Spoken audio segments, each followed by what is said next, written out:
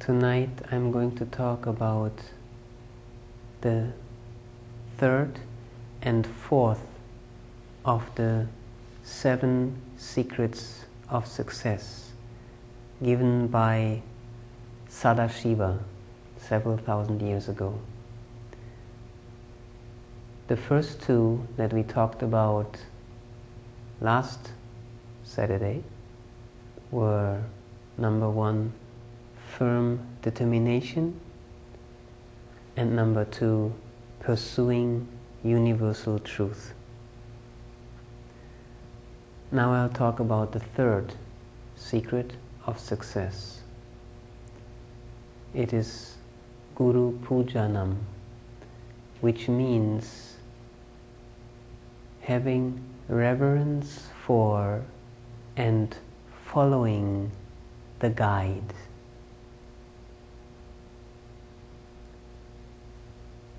The guide that guides us from not knowing, from ignorance to knowledge, to consciousness, to awareness. To study, to learn under a competent teacher is beneficial in any arena of knowledge or action. Whether you're studying a language or a science or an art or a sport or a trade, if you have a competent teacher or master, you will progress in your studies. But progressing in any of these areas of skills and knowledge does not necessarily make a person happy and fulfilled. There are many people who have tremendous knowledge and great skills, tremendous skills, but they are not fulfilled. If one longs for self-knowledge, self-realization, and complete success in life, it is vital to receive the guidance of a competent guide. I remember when I was, I think 12 years old, I had a strong urge to know myself and to express myself fully and freely. I felt there was so much inside of me and I wanted to express it fully and freely. So I was looking for guidance. And so I then met a yogic monk who taught me the practices of meditation and ultimately met my spiritual master. His name is Sri Sri Ananda Murti,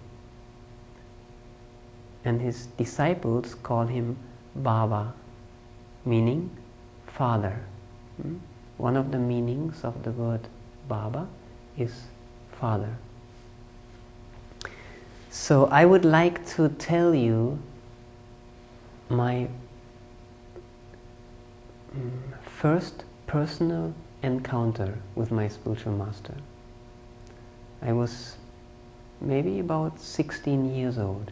But before that I need to tell you that I had a very carefree and happy childhood. I was a very carefree and happy child and teenager. But there was one thing that bothered me tremendously, and that was fear. I was afraid, particularly of darkness. If I would go out and it's in the evening time and I had some school activities or some sport activities and I had to come back alone in the dark, I was scared. And as a 16-year-old teenage boy, I was not very pleased with that. So that was, as far as I was concerned, the biggest problem in my life. So I'm just telling you that because it is related to my meeting with my spiritual master. So on the day that I had a personal contact with him, I went into his room, and there was a different atmosphere. It was very, very difficult to describe, very subtle, very, very fine. And so he asked me to come very, very close and asked me a few questions. And then he suddenly asked me, "And can you promise me something?" And in split seconds in my mind I thought, what can I promise him? I am just a little boy and he's that great personality. But without waiting long for my answer, he asked me, "Can you promise me never to be afraid of any evil force in the entire universe?" Can you promise me never to be afraid of any evil force in the entire universe? It is impossible for me to describe what happened in this very intimate, close meeting with my spiritual master. I felt that he was totally there for me, like an unconditionally loving mother. He was totally there for me, and not only that, I felt that he knew me from the inside. He didn't just look at me from the outside, but that he knew me from the inside.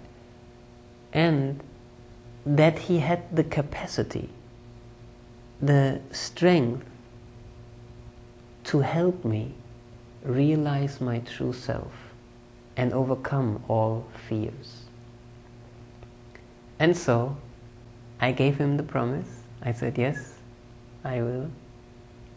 And I can say that from that moment I have kept that promise to the best of my ability. And that meeting, that experience made me feel, made me understand the quality, the meaning of guidance, of receiving spiritual guidance.